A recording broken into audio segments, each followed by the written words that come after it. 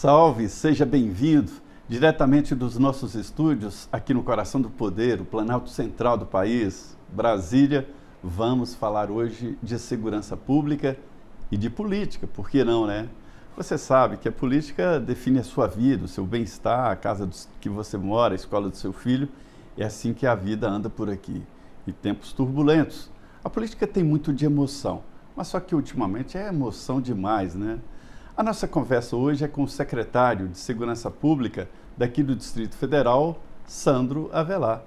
Secretário, muito obrigado por estar aqui nos estúdios da Jovem Pan. Prazer imenso, Zé Maria, poder conversar com você e com todos aqueles que acompanham a Jovem Pan. Pois é, o senhor é presidente, né, do Conselho dos Secretários, do Conselho Nacional, né, dos Secretários de Segurança Pública do Brasil. É nacional, como é que é o nome mesmo? Concesp. Concesp, né? Por que os secretários têm que criar um conselho? Há divergências com o governo federal e com cada estado? Assim, naturalmente nós temos divergências que a gente procura contornar com um diálogo, com um debate construtivo. E sabe uma coisa que eu acho muito interessante, Zé Maria? A gente questiona muito aquilo que é certo ou o que é errado em matéria de segurança pública, né? São ideias diferentes, mas que quando se consolidam ali no Conselho, as ideias, os processos de construção, a gente sempre consegue construir importantes unanimidades em discussões importantes, né? Independentemente da cor ideológica representada ali por aquele secretário. Você diria que há um ponto comum em todos os estados aí sobre violência e segurança pública? Eu não tenho a menor dúvida de que existem pontos comuns. Se fala a diferença entre segurança pública em São Paulo, no Ceará, aqui em Brasília, então não tem isso? São sempre os mesmos problemas? Não, há problemas diferentes em algumas regiões. Você vai pegar estados da região de fronteira, por exemplo, eles têm as suas particularidades, né? Eles combatem ali o tráfico de drogas, o tráfico internacional de drogas, combatem o tráfico de armas, né? São problemas múltiplos naquela região. Acaba sobrando a função da Polícia Federal, mas acaba sobrando. Sempre sobra para o Estado, né?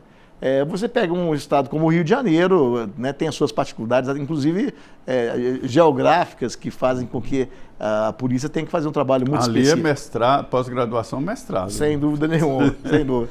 Você pega os estados da região norte, tem as suas particularidades, as hidrovias, né, os chamados ratos, que são aqueles que roubam combustível nas hidrovias, né, tem muitas particularidades de quem convive com essa realidade dos grandes rios, que servem de transporte também para entorpecente, né, conforme eu falei aqui, né, esses piratas chamados de ratos, que assaltam as balsas que transportam combustível. Então, são particularidades. Mas, de uma maneira geral, a gente também tem os pontos comuns, né? A gente percebe que a população no Brasil inteiro tem um anseio por segurança, por sensação de segurança, e, nesses casos, o que se vê é uma preocupação maior com os chamados crimes contra o patrimônio. Os furtos, os roubos, que incomodam muito a população, preocupam muito a população no Brasil inteiro.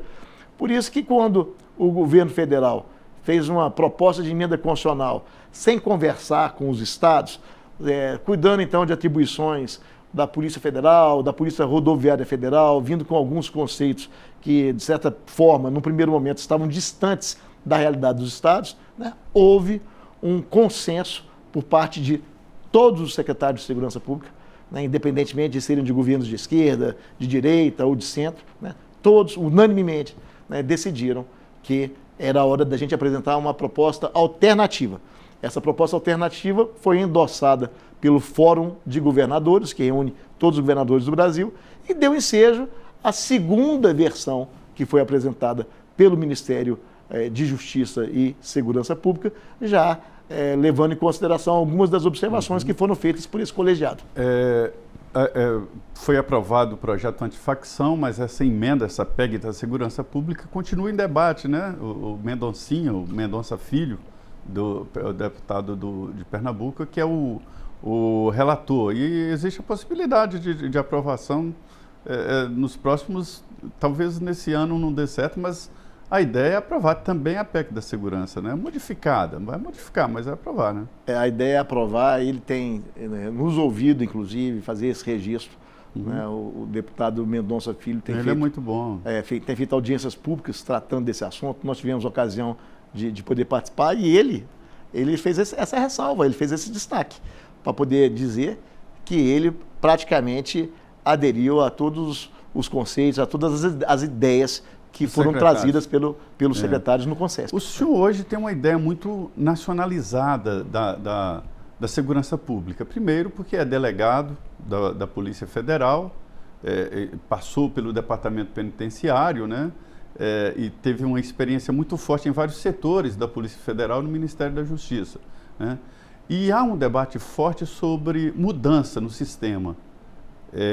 Há quem defenda a municipalização. Eu queria dizer para o senhor que eu conversava muito com o Romeu Tuma e ele tinha um projeto de criar o xerife, ou seja, uma municipalização da segurança pública. E eu confesso que eu achei aquilo esquisito e fui fazer a matéria até no sentido de uma matéria meio hilária e vi que tem lógica.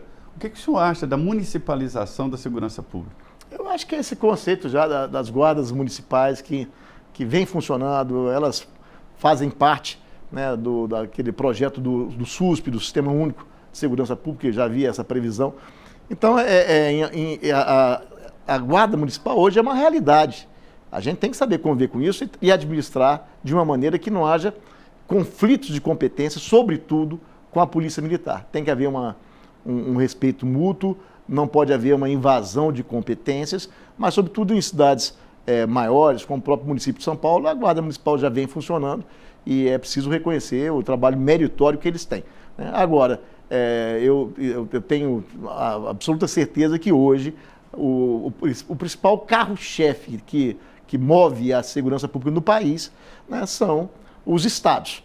Né? Os estados, através das polícias civis e as polícias militares, têm uma responsabilidade muito grande. Inclusive, os investimentos são monstruosamente maiores do que os investimentos feitos pelo governo federal. Pois os Estados Unidos têm ali cerca de 21 mil tipos de polícias, né? E elas se convivem e dá certo, a segurança lá é boa. O senhor esteve em Londres, né, a trabalho durante 3 anos, não é isso? Isso. O que o senhor trouxe de lá, de experiência, o que o senhor acha que poderia aplicar aqui nacionalmente? Tem um conceito que eles praticam muito e que eu admiro, respeito e procuro implementar aqui, que é o de policiamento comunitário, que é esse respeito que a polícia tem pela população, mas existe a reciprocidade. A população respeita a polícia. Se conhecem? Se conhecem e enxergam a polícia como uma parte da sociedade, o que efetivamente o é. Agora, infelizmente, aqui no Brasil, a gente tem essa mania de achar que o policial veio de outro planeta, como se o policial, na hora que termina o expediente e tira a farda, né, não fosse ali esposos, esposas, pais e mães de família que têm preocupação com seus filhos, preocupação com o colégio dos filhos, se as aulas estão sendo bem aplicadas e, inclusive, tem muita preocupação com a própria segurança dos filhos. Então, é preciso que haja esse tipo de cumplicidade entre polícia e sociedade, e entre sociedade e polícia, porque a sociedade tem que ver os policiais como membros de um mesmo grupo social. Muito se fala da polícia de Londres, que é a história de arma. A arma no Reino Unido a arma é abominada, né? Poucos têm acesso à arma, cidadão não tem. E para chegar lá é preciso um longo trabalho, né? Muita gente cita, mas Londres dá certo, o povo é desarmado, até a polícia lá, né? Nem todo policial usa arma. Qual é a diferença? Eu acho que é um estágio superior de segurança pública? A gente vai ter que passar por esse processo, né? Londres é uma capital muito, muito antiga, já passaram por várias fases que nós ainda estamos percorrendo aqui no Brasil. Até a mentalidade da população lá, por exemplo, até às 11 horas da noite, né, os pubs, os bares, servem bebida alcoólica. Depois das 11 horas já não servem mais. Né? Eles já anunciam que estão servindo lá a última rodada, quem quiser pedir, que peça, né? Mas à meia-noite eles vão fechar o estabelecimento, mas de 11 à meia-noite já não mais servindo bebida alcoólica. Então são mentalidades onde há uma cooperação por parte da sociedade. E a gente tem buscado aqui também, no Distrito Federal, um exemplo. nós tínhamos dados estatísticos que mostravam que estava havendo um grande número de crimes, inclusive crimes violentos, como homicídios, na porta das distribuidoras de bebidas, né, nas altas madrugadas. Né? Então, baixamos uma portaria determinando que, entre meia-noite e às 6 horas da manhã, as distribuidoras de bebida têm que estar fechadas, né? Porque elas se utilizavam de um alvará permissivo, um alvará que é instituído para comércios que não tem risco e não para bar, né? E aí eles se faziam valer desse alvará para fazer funcionar as distribuidoras como se fossem bares, ou seja, dando um drible ali na norma que foi criada. Com essa restrição, Zé Maria, a gente já reduziu significativamente o número de crimes, seja crimes de perturbação à ordem pública, como som alto e coisas parecidas com isso, mas também os crimes mais graves, como tentativas de homicídio e homicídios consumados na porta ou nas proximidades das distribuidoras de bebida. Então, a política de segurança pública... essa norma? Essa norma, uns 2 meses? Não, tem um pouco mais. Ela começou a vigorar em março, os efeitos foram sentidos a partir de abril e são efeitos realmente muito consistentes. E a fiscalização foi muito pesada, né? Ainda é, né? Ainda é. A Polícia Militar tem feito uma fiscalização bastante severa e também o DF Legal, que inclusive tem determinado o fechamento de estabelecimentos quando insistem em funcionar fora do horário permitido. Pois é, as distribuidoras de bebida aqui viraram points, né? Eram as que mandavam na noite. Recentemente, uma blogueira, eu acho que é alemã, né, esteve aqui com o celular na mão, dizendo, olha, aqui é seguro e tal. Brasília é uma ilha da fantasia, onde as pessoas podem andar na rua com o celular. Como é que é essa história dessa blogueira? Essas imagens ficaram muito conhecidas, ela passeando, né, numa cidade satélite com o celular na mão e dizendo, né, não é aqui é muito seguro. Numa cidade satélite, ou seja, seria um bairro em outra cidade. Exato, e ela dizia assim, é o único lugar do Brasil que você pode sair com o celular. E ela, né, portava o celular assim de maneira muito ostensiva. E eu não recomendo que façam isso, mas a gente fica orgulhoso de ver o reconhecimento de uma pessoa de fora do país que tem uma visão muito realista, por sinal, da nossa capital, que é uma cidade segura e, inclusive, o próprio presidente dos Estados Unidos, o Donald Trump, ele, numa briga que ele teve lá, uma briga política que ele teve com a prefeita de Washington, ele falou, a capital do Brasil é mais segura do que a capital dos Estados Unidos. E, realmente, se você pegar o índice, né, de homicídios a cada 100 mil habitantes, que é um número adotado por todo o planeta para poder medir os números da criminalidade, os números da violência, de forma a você criar um padrão para que possa comparar uma cidade com a outra. Brasília realmente é bem mais seguro do que o Washington. A polícia aqui entra em todo lugar, não tem área de exclusão aqui não, né? Maria, essa colocação é muito importante. Diferentemente de outros grandes centros urbanos, não há 1 centímetro no Distrito Federal, né, onde a Polícia Militar não entra, ou a Polícia Civil não entra. O Estado entra em qualquer centímetro. Tem um lugar aqui que não entra, o Congresso. Lá, tem uma mancha criminal forte lá. Conversando direito, avisando, fazendo o trabalho, né, mas, assim, correto institucionalmente, entra também. Mas é interessante que aqui em Brasília realmente não tem. E eu soube também do trabalho diário até contra as facções criminosas, né? Não dominam aqui o sistema penitenciário e nem regiões. É verdade? É verdade. E essa observação que envolve o sistema penitenciário é muito importante. Que nós temos aqui no Distrito Federal um presídio federal, né? E temos o complexo da Papuda, que são várias unidades prisionais, que são, no caso do DF, coordenadas pela Polícia Penal do Distrito Federal. E no caso do Presídio Federal, né, são a Polícia Penal Federal. Ambas instituições muito competentes e fazendo um trabalho muito forte no sentido de controlar as lideranças criminosas que estão dentro desses estabelecimentos. Com esse controle, com as informações que eles conseguem adquirir dentro do sistema, e essas informações são compartilhadas com a Polícia Civil, com a Polícia Militar, com a Polícia Federal, então a gente consegue realmente fazer um controle e impedir a entrada do crime organizado aqui na capital da República. Antes da sua gestão, eu conversei com os responsáveis aqui por segurança pública que falaram que houve várias tentativas e que Brasília conseguiu fazer esse pente fino nos presídios, né, no sistema penitenciário da Papuda, fazendo concurso público, trocando os antigões, fazendo reciclagem, né? É um trabalho permanente. É um trabalho permanente que demanda renovação, né? Fazer um registro. O atual governo, né, fez uma quantidade grande de concursos públicos para todas as instituições policiais e de segurança pública. Então, tanto o Corpo de Bombeiros quanto a Polícia Militar e a Polícia Civil, né, impulsou muitos policiais nesse período, e ainda nesse ano empossaremos mais 1.200 policiais militares e 600 policiais civis.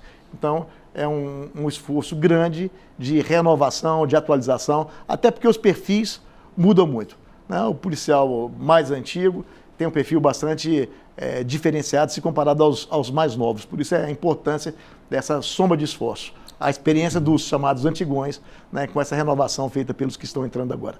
Pois é, secretário, o senhor trabalhou no Ministério da Justiça, é de lá, né, é um delegado da Polícia Federal, e o senhor esteve muito presente no DEPEN, né? Isso. Eu acho que é o tendão de Aquiles da segurança e a organização do crime organizado está no sistema penitenciário. É isso mesmo? Sem dúvida nenhuma, é um braço complicado do crime organizado, que é esse braço dos criminosos, das lideranças de facções que estão presas e tentando continuar a liderar o crime organizado, usando da capilaridade que eles têm fora do sistema prisional. Seria o escritório central? É como se fosse uma espécie de escritório central, onde lideranças importantes estão lá dentro e fazendo, né, a previsão e mandando que se cumpra ordens que partem de dentro do sistema. Então, é preciso que haja realmente um endurecimento da legislação nesse aspecto, né, com medidas mais duras, inclusive de monitoramento dessas lideranças, até nos contatos que tem no parlatório, né, com os advogados. Essa lei antifacção prevê isso, né? Com autorização judicial. Né? O DERIT fez algumas considerações importantes, né, tornando mais rígidas algumas previsões para que haja realmente um combate efetivo às organizações criminosas.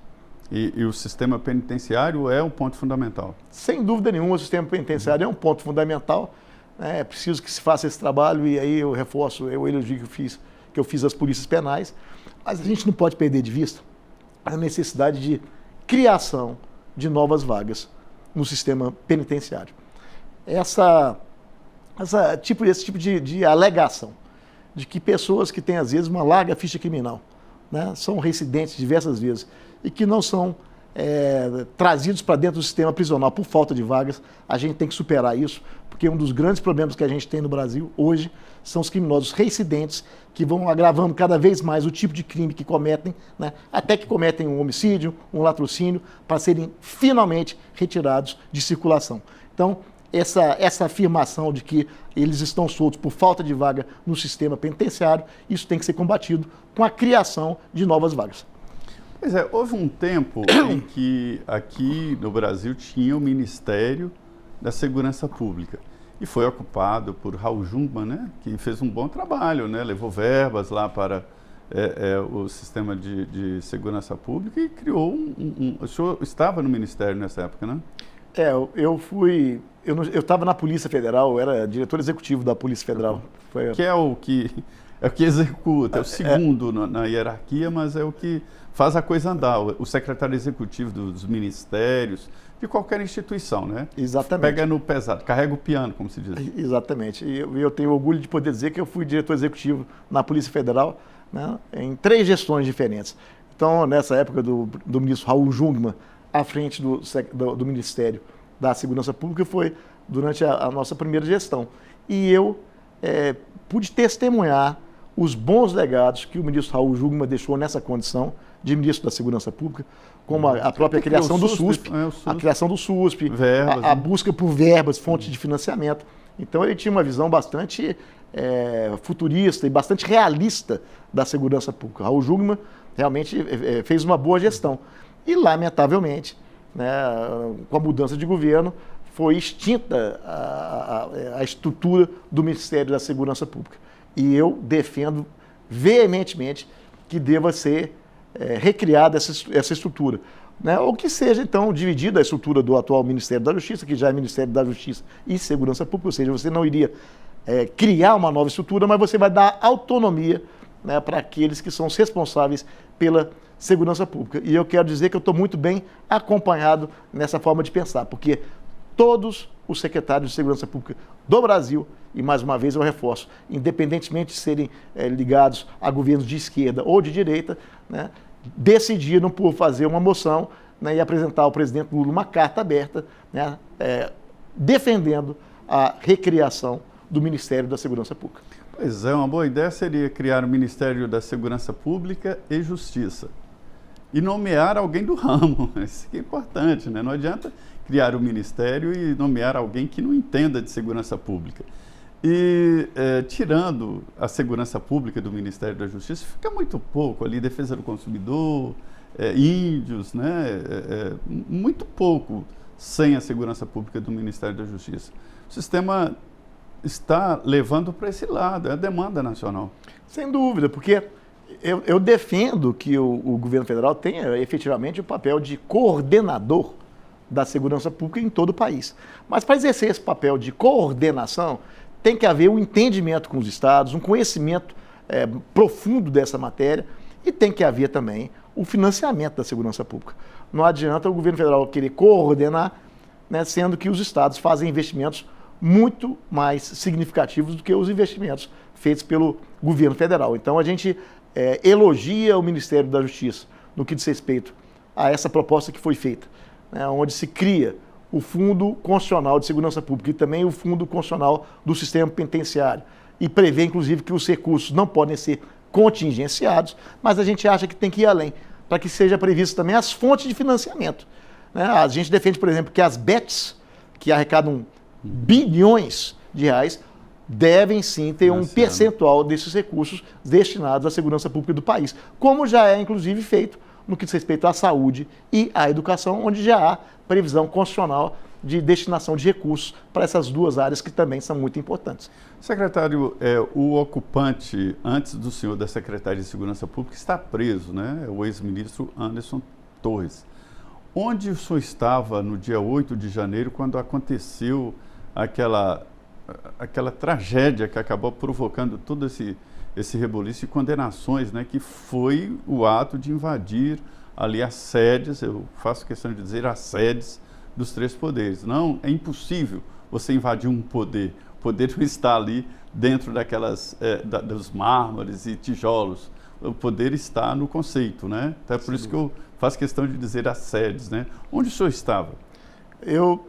No dia 2 de janeiro, eu tinha acabado de cumprir essa minha terceira fase como diretor executivo da Polícia Federal, então foi um intervalo entre o dia 2, né, e o dia 8, onde eu estava aguardando a publicação da minha nomeação como servidor do Ministério das Minas e Energia. Né, quando veio o dia 8 e veio o convite, né, formulado pelo então... Anderson Torres foi afastado. O Anderson Torres foi afastado pelo governador Ibanez, depois o governador Ibanez acabou sendo afastado e naquele período substituído pela vice-governadora Celina Leão, que foi quando houve esse convite para que eu assumisse a Secretaria de Segurança Pública. E o senhor teve como primeiro desafio, um desafio que todo secretário de Segurança Pública tem, de unificar ali as polícias, né? Isso aí eu não tenho dúvida da importância de fazer esse trabalho de unificação. Hoje o senhor comanda bem? Eu tenho perfeita consciência e tranquilidade para poder dizer que aqui no Distrito Federal a gente tem servido de modelo para o resto do país nesse aspecto. Né? As polícias trabalhando de forma coordenada, havendo um respeito às atribuições de cada polícia, para que então, de maneira complementar, elas possam realmente trabalhar juntas e produzir bons resultados. A gente percebe que a Polícia Militar respeita a Polícia Civil e vice-versa, né? E somado o esforço dessas duas instituições, mas também com a participação forte do Corpo de Bombeiros, do DETRAN, que a gente faz com que, inclusive, muitas vezes, né, na impossibilidade da Polícia Militar estar permanentemente em um local, às vezes até por carência de efetivo, e a gente tem que entender essa dificuldade. A gente usa também as forças da Polícia Civil, né, a força ostensiva da Polícia Civil, com viaturas, inclusive, assim como do DETRAN e do Corpo de Bombeiros, para que haja ali a presença do Estado, Porque muitas vezes um rotolite, uma sirene ligada, independe de ser daquela força, inibe, e a população sente a presença do Estado e os resultados aparecem positivamente. Olha, gente, não é piada e não é na gestão do secretário, não, mas aqui no Distrito Federal chegou um momento em que as delegacias, presta atenção, as delegacias fechavam de noite por falta de segurança. Sério, houve esse momento aqui. Hoje as delegacias ficam abertas à noite. E mérito do governador Ibanez, que determinou. Esse período foi um período do governo anterior que realmente acabou com os plantões das delegacias, delegacias fechadas. Mas o governador Ibanez, rapidamente, logo no começo da gestão dele, ele determinou a reabertura de todas as delegacias, que passaram a funcionar, então, 24 horas por dia. A segurança aqui, muita gente diz que isso aqui é uma ilha da fantasia, mas isso não existe não, tem um trabalho aqui de segurança, né? O efetivo aqui é compatível, ou é até, de repente, a geografia de Brasília que facilita para a fiscalização. Por que aqui realmente a segurança é maior? Zé Maria, você falou bem, às vezes as pessoas têm essa ideia equivocada de ilha da fantasia e já teve pessoas importantes, né, que deram esse tipo de declaração, o que realmente não condiz com a nossa realidade. Nós temos regiões onde os crimes têm que ser combatidos com toda a cautela, com um esforço bastante grande por parte das nossas corporações, né, e a gente controla esses resultados, a gente sabe através de tecnologia, em que momento, quais são os dias da semana, que horário que os crimes estão acontecendo de maneira mais acentuada. Então, a gente combate a criminalidade com muito esforço.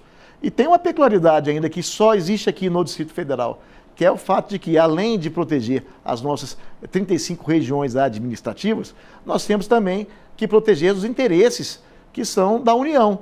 Então, a segurança da esplanada dos ministérios, né, a segurança do Poder Judiciário, que funciona aqui, os tribunais superiores, o Congresso Nacional, né, você imagina, o corpo diplomático, né, com todos os diplomatas e funcionários e familiares.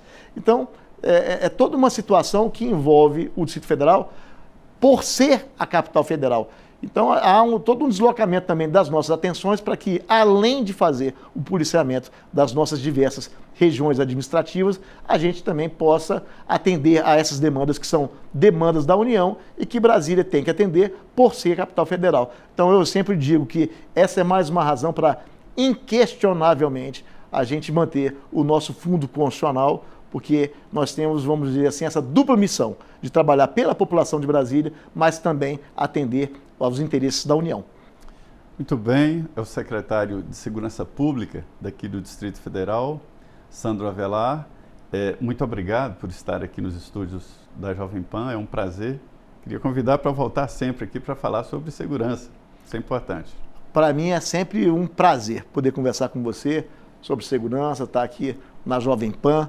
Essa transparência, eu acho que é uma das ferramentas importantes que nós temos na segurança pública, é lidar das questões com transparência, buscando então discutir segurança pública com quem entende segurança pública, para buscarmos soluções, boas construções para fazer do Distrito Federal e do Brasil, né, lugares melhores para se morar. Muito bem, eu queria agradecer a você, muito obrigado e até mais.